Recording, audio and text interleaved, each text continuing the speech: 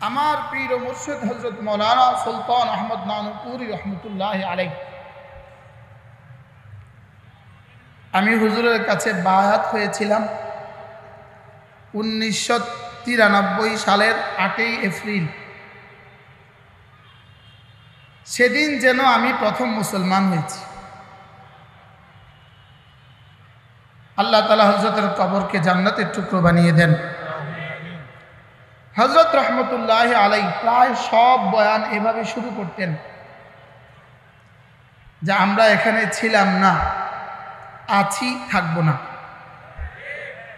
এ ব্যাপারে সকলেই তো একমত। বলেন আমরা ছিলাম না, আমরা আছি, আমরা থাকবো না। হযরত বলতেন আমরা ছিলাম কোথায়? আমরা ছিলাম জান্নাতে। আবার ফিরে যাব কোথায়? আবার ফিরে যাব জান্নাত। মূলত জান্নাত আমার বাড়ি, আমার বাবার বাড়ি, আমার মারও বাড়ি, দাদারও বাড়ি, নানারও বাড়ি।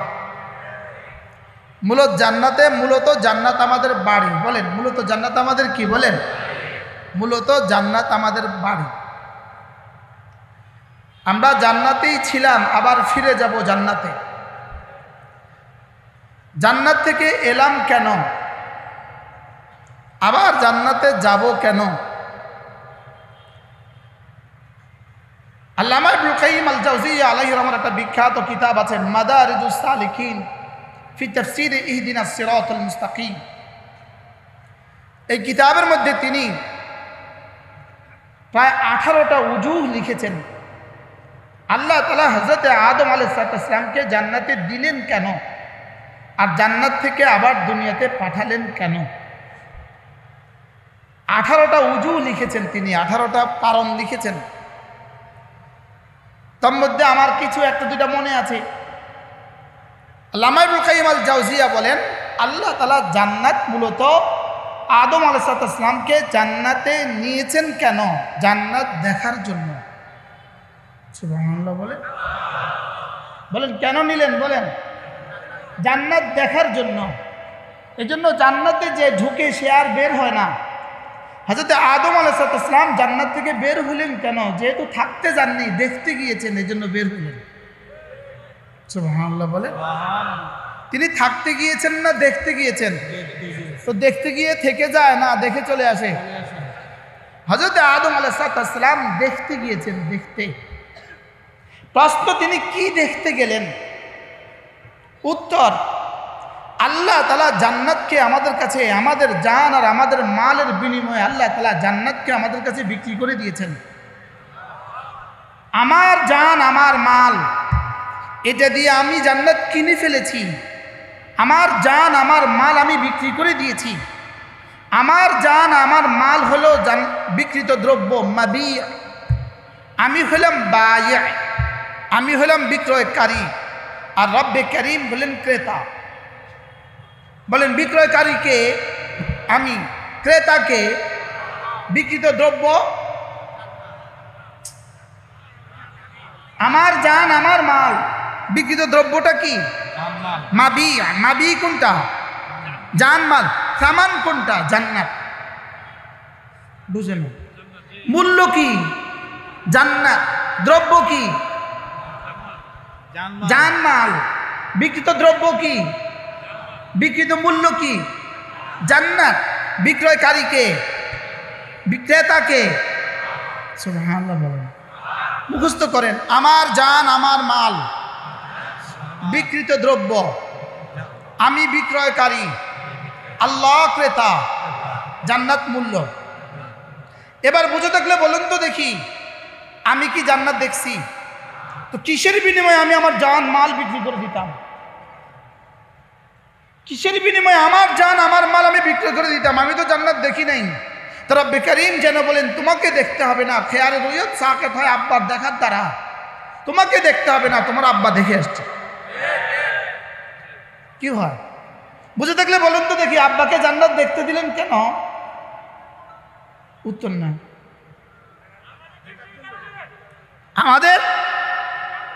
আমাদের জান মাল বিক্রি করেছি জান্নাতের বিনিময়ে। আমি তো জান্নাত দেখি নাই। ছেলে যদি ইটালি থাকে, ছেলে বাবাকে কি বলে, বাবা আমার জন্য একটা জমিন দেখবেন। তো বাবা জমিন দেখাশোনা করে এবার কি বলে, ছেলে জমিন দেখছি তুমি টাকা পাঠাও। তো ছেলে কি বলে, আব্বা জমিনটা ভালোভাবে দেখে নেবেন। তো বাবা বলে জি আমি সব দেখছি, RS BS সব দেখছি, জমিনের অবস্থান দেখছি, সব দেখছি, সরে জমিনেও দেখছি, RSও দেখছি, BSও দেখছি, সব দেখছি। তো ছেলে কি বলে, আব্বা দ্যাটস ওকে, আপনার দেখা আমার দেখা, আপনার দেখা আমার দেখা। তো আমি বললাম আল্লাহ আমার জান আমার মাল আমি বিক্রি করে দিয়েছি জান্নাতের বিনিময়ে, আমি তো জান্নাত দেখি নাই। আব্বা বলে তোর আব্বা, আল্লাহ বলে তোর আব্বা দেখছে। কে দেখছে বলেন? তোমার আব্বা আদম আলাইহিস সালামকে, তোমার আম্মা হাওয়া আলাইহিস সালামকে আমি জান্নাতে নিয়ে জান্নাত দেখিয়ে দিয়েছি। আব্বার দেখা ছেলের দেখা, এই জন্য হেদায়ের মধ্যে আছে আব্বার দেখা দ্বারা ছেলের দেখা আর রুইয়ত সাকেত হয়। সুবহানাল্লাহ বলেন। তাহলে আমাদের জান আর আমাদের মাল বিক্রি করতে আর কোনো কি নাই বলেন, অসুবিধা নাই। কেন? কে দেখছে? আব্বা দেখছে।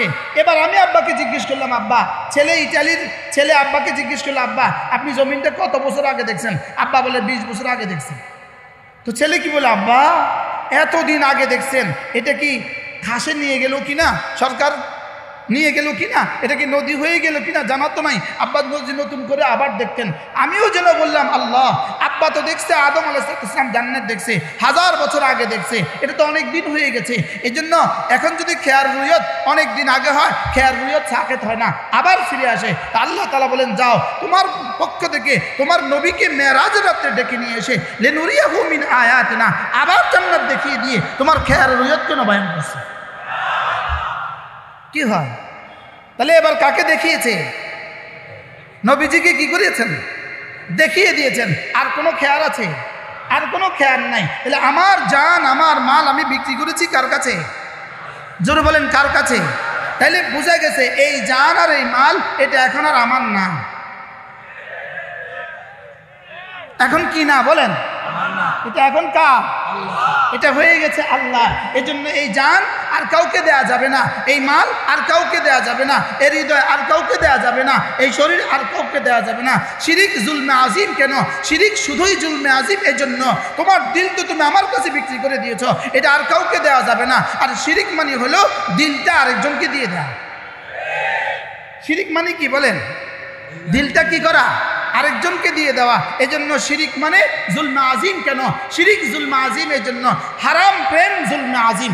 হারাম প্রেম শিরিকের অংশ। বলেন হারাম প্রেম কি? বলেন হারাম প্রেম কি? শিরিকের কি অংশ? পৃথিবীতে শিরিকের মূল উৎস কি? শিরিকের মূল কারণ কি? শিরিকের মূল কারণ হলো গায়রুল্লাহর মহাব্বত। বলেন শিরিকের মূল কারণ কি? বলেন। এই জন্য শাহ ওয়ালিউল্লাহ মুহাদ্দিস দেহলভী রহমতুল্লাহ আলাইহি তার বিখ্যাত কিতাব হুজ্জাতুল্লাহিল বালিগার মধ্যে লিখছেন পৃথিবীতে যত শিরিক আছে সমস্ত শিরিকের মূল কারণ হলো গায়রুল্লাহর মহাব্বত। শিরিকের মূল কারণ গায়রুল্লাহর মহাব্বত। বাংলাদেশে যত বাতিল ফিরকা আছে সমস্ত বাতিল ফিরকার মূল কারণ হলো গায়রুল্লাহর মহাব্বত। সমস্ত বাতিল ফিরকা মূল কারণ গায়রুল্লাহর মহাব্বত। আট্রসি কেন? গায়রুল্লাহর মহাব্বত। সুরেশ্বরী কেন? গায়রুল্লাহর মহাব্বত। কাদিয়ানি কেন? গায়রুল্লাহর মহাব্বত। সাদিয়ানি কেন? গায়রুল্লাহর মহাব্বত। কেন কেন বলেন কেন? গায়রুল্লাহর মহাব্বত। গায়রুল্লাহর মহাব্বত যেমন কাদিয়ানীদেরকে কাদিয়ানি বানিয়ে ফেলেছে, গায়রুল্লাহর মহাব্বত যেমন রেজভিদেরকে রেজভি বানিয়েছে, গায়রুল্লাহর মহাব্বত যেমন এদেরকেও আগামী 2-4 বছর পরে এরাও পৃথিবীতে ভিন্ন এক বাতিল ফিরকা হয়ে জীবনযাপন করবে, শুধুই গায়রুল্লাহর মহাব্বত। শুধু কোন কারণে বলেন? গায়রুল্লাহ মহাব্বত। আবার বলেন পৃথিবীর সমস্ত বাতিলের উৎস কি? প্রধান কারণ কি? গায়রুল্লাহর মহাব্বত। শিরিক কেন? গায়রুল্লাহর মহাব্বত। হিন্দু কোত্থেকে? গায়রুল্লাহর মহাব্বত থেকে। ইহুদি কোত্থেকে? গায়রুল্লাহর মহাব্বত থেকে। নাসারা কোত্থেকে? গায়রুল্লাহর মহাব্বত থেকে। সমস্ত বাতিলের উৎস গায়রুল্লাহর মহাব্বত। সমস্ত বাতিলের মূল কারণ কি? বলেন গায়রুল্লাহর মহাব্বত। এই জন্যই গায়রুল্লাহর মহাব্বত মানুষকে ধীরে ধীরে শিরিকের দিকে নিয়ে যায়। কোন দিকে নিয়ে যায় বলেন? পুরো জীবন ভর 24 ঘন্টার নিজামে তবলিগে গিয়েছিলাম, 3 দিনের নিজামে গিয়েছিলাম, 40 দিন গেছি, 3 চিল্লায় গেছি, দেশে গেছি, বিদেশে গেছি, এক আওয়াজ তুলছিলাম। দু চোখে যা দেখি সব কিছু মাখলুক। মাখলুক কোনো কিছুই করিতে পারে না আল্লাহ ছাড়া। আল্লাহ সব পারেন মাখলুক ছাড়া। মাখলুক কোনো কিছু করিতে পারে না আল্লাহ ছাড়া। আল্লাহ সব পারেন মাখলুক ছাড়া। এখন এই আল্লাহর মাখলুক, মাখলুক আর খালেকের মধ্যে সাদ সাহেব ঢুকলো কেন?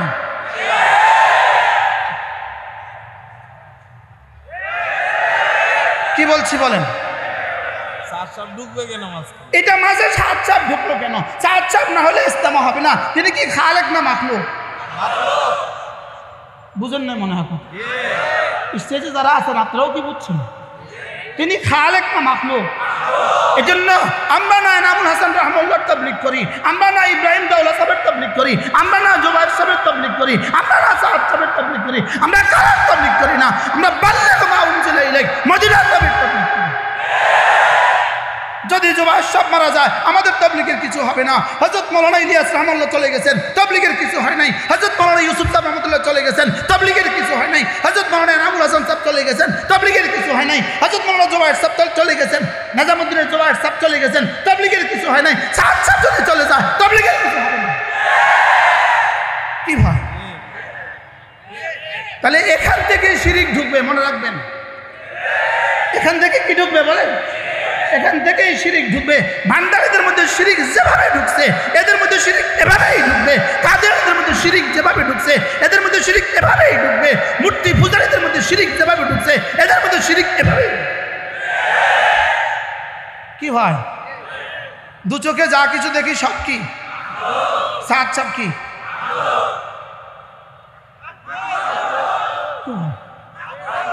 মাখলুক না খালেক, মাহবুদ না আব্দ, তো তিনি ঢুকবেন কেন? যদি প্রশ্ন করে বলতে বারবার বারবার এক আওয়াজ, আমাদের ইস্তেমা আগে হবে, আমাদের ইস্তেমা আগে হবে। আমি আপনাদেরকে জিজ্ঞেস করছি, মসজিদে জোহরের নামাজের জামাত কটা হয়? 1:30। কয়টা? আচ্ছা, যদি 1:15 বাজে কেউ একজন মসজিদে আসে, 2 জন, এখন এরা যদি বলে ইমাম সাহেব মসজিদে আগে জামাত করলেন কেন? জোরে বলেন না। আচ্ছা, মসজিদের ইমাম সাহেব আগে জামাত করছেন না যত সময় জামাত করছেন? এবার যারা পরে আসছে তারা কি করবে বলেন না? তারা পরে বারিন্দা জামাত করবে, বলেন। তারা পরে বারিন্দা কি করবে? আর বারিন্দা বন্ধ থাকলে কোথায় জামাত করবে? বারিন্দার বাইরে উঠোনে জামাত করবে, উঠোনে জায়গা না পেলে রাস্তায় জামাত করবে। কেন? জোরে বলেন, আবার বলেন। এখন সাদিয়ানীরা পরে ইস্তেমা করবে কেন? এরা পরে আসছে, এই জন্য পরে ইস্তেমা করবে। এখন প্রশ্ন, আপনারা আগে করবেন কেন? না, আমরা আগে করি না, আমাদের তো ছিলই আগে 1:30টা জামাত হয়। আমাদেরটা কখন জামাত হয় বলেন? 1:30টা জামাত। আমাদের জামাত কয়টা? আমরা আগে করছি না সময় মতো করছি? ইস্তেমা ছিলই একটা, ইস্তেমা ছিলই একটা। ওটা যত সময়ে যেদিন তারিখ হয়, যেদিন সরকার নির্ধারণ করে দেয়, যেদিন আমাদের সব সুযোগ সুবিধা হয়, সেদিন আমাদের ইস্তেমা হবে। যদি কেউ পরে আইসা পরে করতে চায়, কারো গিয়ে আমাদের অসুবিধা কি?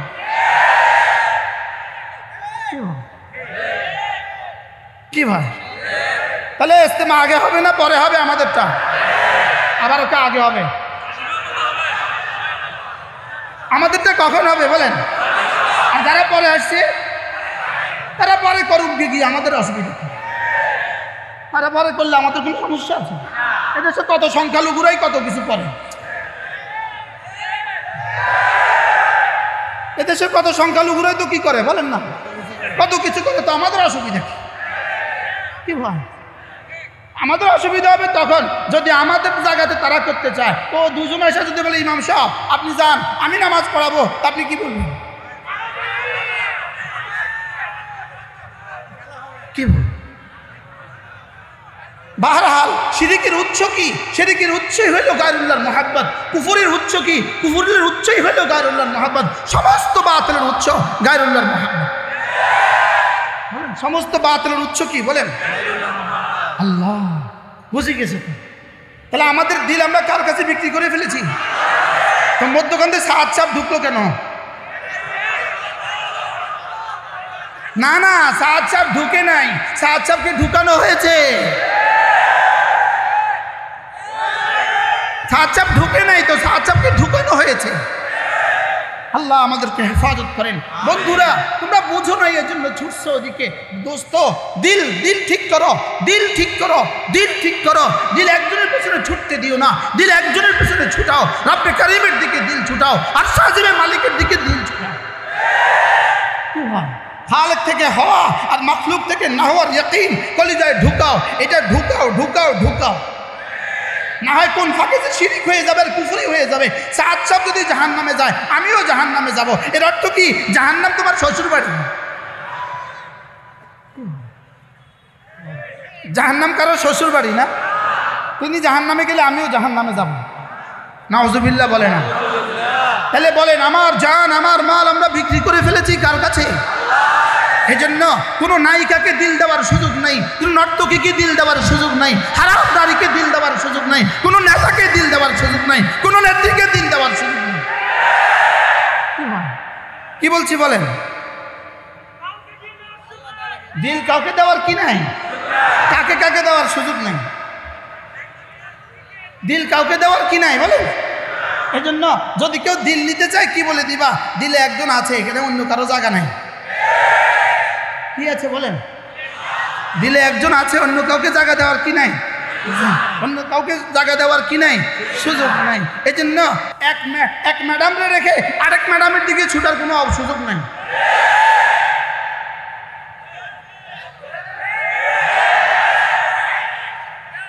এক খেলারে রেখে আরেক খেলার দিকে যাওয়ার কোনো সুযোগ নেই। এক আপাকে রেখে আরেক আপার দিকে যাওয়ার কোনো সুযোগ নেই। এক ভাইরে রেখে আরেক ভাইয়ের দিকে যাওয়ার কোনো সুযোগ নেই। বলেন সুযোগ নাই। কেন সুযোগ নাই? এটা বেচা হয়ে গেছে। সুবহানাল্লাহ, এটা কি হয়ে গেছে বলেন? ইন্নাল্লাহ আশতারা মিনাল মুমিনিনা আনফুসাহুম ওয়া আমওয়ালাহুম বিআন্না লাহুমুল জান্নাহ। সুবহানাল্লাহ। দিল বেচা হয়ে গেছে, দিল বেচা হয়ে গেছে, বডিটা বেচা হয়ে গেছে, ললাটটা বেচা হয়ে গেছে, দু হাত বেচা হয়ে গেছে, আমার জান বেচা হয়ে গেছে, আমার মাল বেচা হয়ে গেছে, আমার জান আমার মাল বেচা হয়ে গেছে। সকলে বলেন, আমার জান আমার মাল বিক্রি হয়ে গেছে, আমার জান আমার মাল বিক্রি হয়ে গেছে। সুবহানাল্লাহ। কিসের বিনিময়ে বিক্রি হয়ে গেছে? জান্নাতের বিনিময়ে বিক্রি হয়ে গেছে। আমি যেন বললাম রব্বুল আলামিন আমার জান আমার মাল আমি বিক্রি করেছি। বাকি স্বাভাবিকভাবে বিক্রেতার কাছে বেশি মাল থাকে, ক্রেতার কাছে অল্প মাল থাকে। ক্রেতা, আপনাদের এখানে বড় বড় গোডাউন আছে, বড় বড় থ্রি পিসের শোরুম আছে, সুতার গদি আছে, বিক্রেতার কাছে কত আছে, ক্রেতার কাছে কত আছে? বিক্রেতার কাছে বেশি থাকে না ক্রেতার কাছে বেশি থাকে? হ্যাঁ, ক্রেতার কাছে কি থাকে? ক্রেতা কোনো রকমে হাওলাত বরাদ করে 2 লাখ টাকা নিয়ে আসছে, আর বিক্রেতার শোরুমে আছে 2 কোটি টাকার মাল। তাহলে রব আমাকে বলেছেন বিক্রেতা, নিজেকে বানিয়েছেন ক্রেতা। কেন রব নিজেকে ক্রেতা বানিয়েছেন? কেন রব আমাকে বিক্রেতা বানিয়েছেন? রব যেন বলেন, শুনো, তোমার জান তোমার কাছে, তোমার মাল তোমার কাছে তো অনেক বড়, তোমার জান তোমার কাছে, তোমার মাল তোমার কাছে তো অনেক বড়, এই জন্য আমি তোমাকে বিক্রেতা বানিয়েছি। যাও, আমার জান্নাত তো আমার নেগাহে অল্প কদ্দুর, এই জন্য আমি আমাকে ক্রেতা বানিয়েছি। কি হয়? আমাকে বিক্রেতা বানিয়ে রব আমাকে খুশি করে দিয়েছে। সুবহানাল্লাহ বলেন।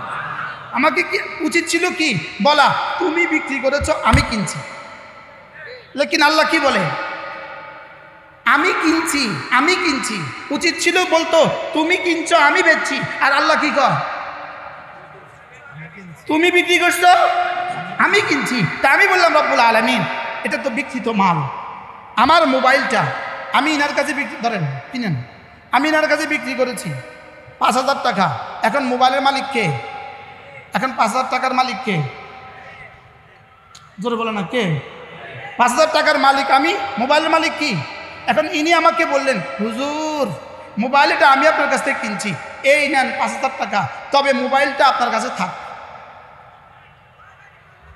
মোবাইল আপনার কাছে কি করুক? থাক। আচ্ছা, এবার যদি মোবাইলটা আমার কাছে থাকে, এখন কি মোবাইল এটা আমি আর ব্যবহার করতে পারবো নাকি এটা রেখে দিতে হবে? কি বলতে হবে? যদি কেউ এসে বলে এটা আমাকে দেন, তখন আমি কি বলবো? এটা বেচা হয়ে গেছে। সুবহানাল্লাহ বলেন না। কি বলতে হবে বলেন? এটা কি হয়ে গেছে? এটা বেচা হয়ে গেছে। তাহলে আমার জান আমার মাল এখন আর কাউকে দেওয়ার সুযোগ আছে? কেন নাই? সুবহানাল্লাহ। এটা আর গোলাম আহমদ কাদিয়ানীকে দেওয়ার সুযোগ নাই, এটা আর রাজা খানকে দেওয়ার সুযোগ নাই, এটা আর সাদ সাহেবকে দেওয়ার সুযোগ নাই, এটা আর কাউকে দেওয়ার সুযোগ নাই। কেন সুযোগ নাই? এটা কি হয়ে গেছে? বেচা হয়ে গেছে। এবার আমাদের মহানুভব ক্রেতা, আমাদের ক্রেতা আর রহমান, আমাদের ক্রেতা আর রহিম, আমাদের ক্রেতা তিনি কি বলেন জানেন? যাও, কিনে ফেলেছি আমি, কিনেছি আমি, বিক্রি করেছো তুমি, এটা থাক তোমার কাছে, তবে তবে আমি চাহিদা মতো দিতে বাধ্য থাকিবা। সুবহানাল্লাহ। টাকার মধ্যে কি লেখা থাকে? ইহার বাহককে চাহিদা মাত্র দিতে কি থাকিবে? বাধ্য থাকিবে। আমিও বললাম রব্বুল আলামিন, আমি আমার জান আমার মাল বিক্রি করে ফেলেছি, আপনি আমার কাছে আবার রেখে দিয়েছেন, আমি এখন কি করতাম? রব্বে কারীম বলেন, এটা তুমি ব্যবহার করো, যাও, তোমার দিল তোমার কাছে থাকুক, তোমার শরীর তোমার কাছে থাকুক, তোমার মাল তোমার কাছে থাকুক, তবে চাহিদা মতো দিতে বাধ্য থাকিবা। সুবহানাল্লাহ বলেন, বলেন চাহিদা মতো দিতে কি থাকিবা? চাহিদা মতো দিতে বাধ্য থাকিবা, চাহিদা মতো দিতে বাধ্য থাকিবা। আল্লাহ আপনি চাইবেন কবে? আল্লাহ আপনি চাইবেন কবে? তো আল্লাহ তাআলা বলেন, দিলটা চাইতেছি 24 ঘন্টা। সুবহানাল্লাহ বলেন, দিল চাইতেছি কত ঘন্টা? 24 ঘন্টা। 1 ঘন্টা সমান 60 মিনিট, 24 ঘন্টা সমান 1440 মিনিট, প্রতিটা ঘন্টা মিনিট সমান সমান 60 সেকেন্ড, 24 ঘন্টা সমান সমান 86,600 সেকেন্ড, 86,600 সেকেন্ড। আমি বললাম রব্বুল আলামিন, আমার জান আমার মাল আমি বিক্রি করে ফেলেছি, আপনি আমার কাছে রেখে দিয়েছেন, আপনাকে ফেরত দিব কবে? আপনি চাইবেন কবে? রব্বুল আলামিন বলেন, তোর দিলটা চাই আমি 24 ঘন্টার 60টা মিনিট করে 1440 মিনিট আমি তোর দিলটা চাই, আর 86,600 সেকেন্ড, প্রতিটা সেকেন্ডেই আমি তোর দিল চাই। তোর দিল 24 ঘন্টা আমাকে দিয়ে দিতে হবে। কি ভাই, তাহলে দিল দিতে হবে কয় ঘন্টা? আবার বলেন কয় ঘন্টা? তাহলে দিল যদি দিতে হয় 24 ঘন্টা, এই জন্যই ওয়ালা তুতি' মান আগফালনা কলবাহু আন যিকরিনা, ওয়ালা তুতি' মান আগফালনা কলবাহু আন যিকরিনা। খবরদার খবরদার, যেই বস্তুটা তোমাকে জিকির থেকে গাফিল করে, যেই দ্রব্য তোমাকে জিকির থেকে গাফিল করে, যেই মাহৌল তোমাকে জিকির থেকে গাফিল করে, যেই ব্যক্তি তোমাকে জিকির থেকে গাফিল করে, খবরদার এই ব্যক্তির পেছনে তুমি যেতে পারবে না। সুবহানাল্লাহ বলবেন। তাহলে ওয়ালা তুতি' পড়েন মান আগফালনা কলবাহু আন যিকরিনা, যে তোমাকে জিকির থেকে গাফিল করে। বলেন, তাহলে যেই মিটিংয়ে গেলে নামাজ পড়া যাবে না, এই মিটিংয়ে যাওয়া যাবে না, যেই সম্মেলনে গেলে নামাজ হবে না, এই সম্মেলনে যাওয়া যাবে না, যাদের পেছনে গেলে নামাজ হবে না, এদের পেছনে যাওয়া যাবে না। কি ভাই বলেন, এরকম মিটিং বাংলাদেশে আছে না নাই? যে মিটিংয়ে গেলে আজান দেওয়া যায় না, এরকম মিটিং আছে না নাই? যে মিটিংয়ে গেলে নামাজ পড়া যায় না, এরকম মিটিং এদেশে আছে না নাই? যাবে কোন মিটিংয়ে যাওয়া যাবে না, এইদের মিটিংয়ে যাওয়া যাবে না। কেন কেন যাওয়া না? কারণ আমি যে দিল বিক্রি করে ফেলেছি এই জন্য। সুবহানাল্লাহ বলেন। তাহলে আমি দিল দিব কত মিনিট? জোরে বলেন। তাহলে মোবাইল যেই প্রোগ্রামগুলো তোমার দিল নষ্ট করে দেয়, যেই প্রোগ্রামগুলো তোমাকে দিল আল্লাহ থেকে গাফেল করে দেয়, যেই প্রোগ্রাম তোমাকে জামাত ছাড়তে বাধ্য করে, যেই ছবি আর নগ্ন ছবি আর যেই সংবাদগুলো তোমাকে জামাত ছাড়তে বাধ্য করে, তাকবীরুল্লাহ ছুটতে বাধ্য করে, তা আল্লাহ তাআলা বলেন, এটা আমাকে দিয়েছো, খবরদার ওর পেছনে যাওয়া যাবে না। কি হয়? তাহলে আমি আমার দিল বিক্রি করে ফেলেছি, এর অর্থ কি? এটা কি শুধু একটা বক্তব্য? এটাই শেষ না, এর পেছনে কিছু আছে? জোরে বলেন, এর পেছনে কিছু আছে না? এই বক্তব্যই শেষ? তাহলে ওয়ালা তুতি' মান আগফালনা কলবাহু আন যিকরিনা, কলবাহু তোমার দিলটা আমি কিনে ফেলেছি, অতএব তোমার দিল ওই বেটার পেছনে যেতে পারবে না, ওই নেতার পেছনে যেতে পারবে না, ওই নেত্রীর পেছনে যেতে পারবে না, ওই সংগঠনের পেছনে যেতে পারবে না, ওই দলের পেছনে যেতে পারবে না, যেই দল তোমাকে আমার জিকির থেকে গাফিল। আল্লাহ উম্মতকে বুঝ দান করেন। রব্বুল আলামিন, আমি তো বিক্রি করে ফেলেছি, আপনি আমাকে আবার ব্যবহার করার সুযোগ দিয়েছেন, আর কি চান আপনি আমার কাছে?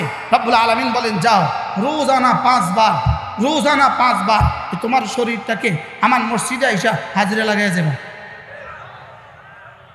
সুবহানাল্লাহ বলেন। কয়বার হাজিরা দিবা? আবার বলেন কয়বার? না, হাত তোলেন, বলেন 5 বার। আবার বলেন আরো জোরে, কয়বার, কোথায় গিয়া, কেন দিব, কেন দিব?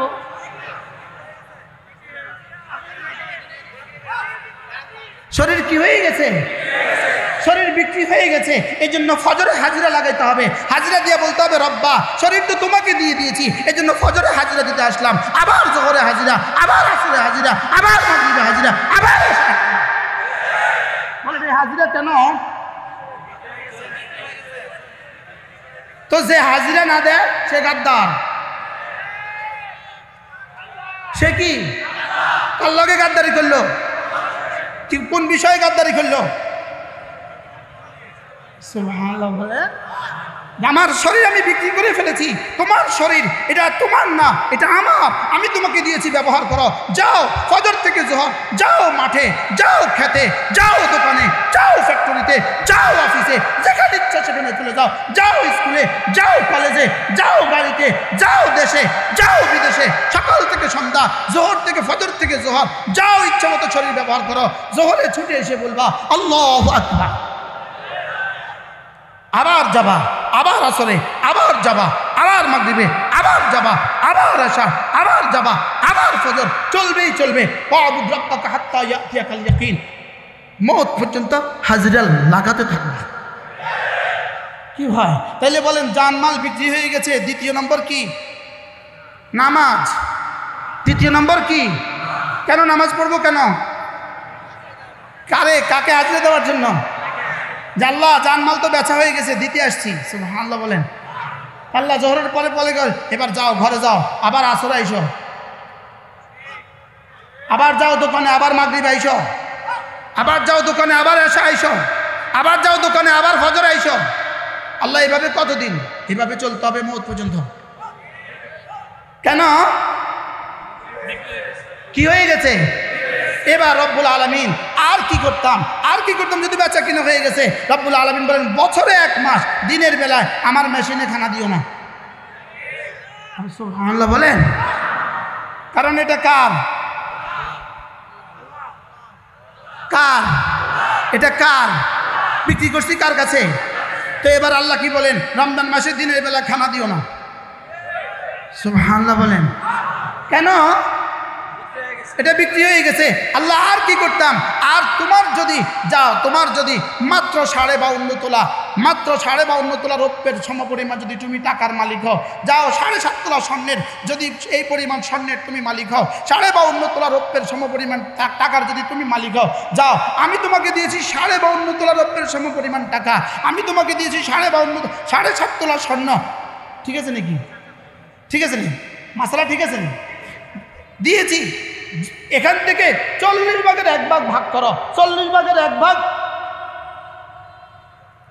লিল ফুকারাইল মুহাকিন ইন্নামা সাদাকাতু লিল ফুকারাই ওয়াল মাসাকিন। যাও এই 7 শ্রেণীর কাউকে দিয়ে দিও।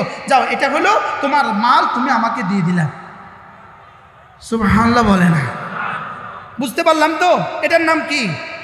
যাকাত। এটার নাম কি? যাকাত। এবার বললাম রব্বুল আলামিন আর কেমনে দিতাম? জানমাল তো বিক্রি হয়ে গেছে, আর কেমনে দিতাম? রব্বুল আলামিন বলেন যাও যদি তোমার কাছে আজকের বাজারের 7.5 লাখ টাকার মতো টাকা থাকে, যাও একটা কাজ করবা, আমার ঘরটা জীবনে একবার ঘুরে আসবা।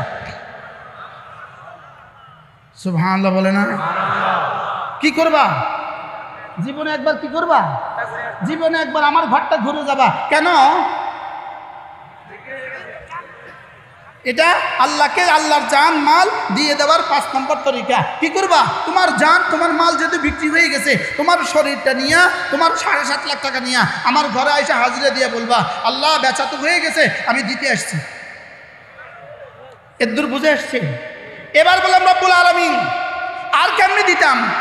আমার জান আমার মাল আমি আপনার কাছে বিক্রি করে দিয়েছি জান্নাতের বিনিময়ে, আর কেমনে দিতাম? রব্বুল আলামিন বলেন চূড়ান্তভাবে তোমার জান তোমার মাল তুমি আমার কাছে বিক্রি করে ফেলেছ। চূড়ান্তভাবে যদি কোনো দুশমন তোমাদের উপরে চড়াও হয়, তখন তোমার জান তোমার মাল নিয়া আল্লাহর রাস্তায় বাইর হইয়া তোমার জান তোমার মাল আমার হাতে তুলে দিবা। এটার নাম কি? আবার বলেন এটার নাম কি? তাহলে জেহাদ কি আসলে কি? জেহাদ আসলে কি? জেহাদ আসলে আল্লাহ তাআলার সাথে কেনা বেচা, আল্লাহ তাআলার সাথে চুক্তি, আল্লাহ তাআলার চুক্তির চূড়ান্ত প্রদর্শনী। সুবহানাল্লাহ বলেন। আল্লাহ তাআলার সাথে চুক্তি হয়ে গেছে।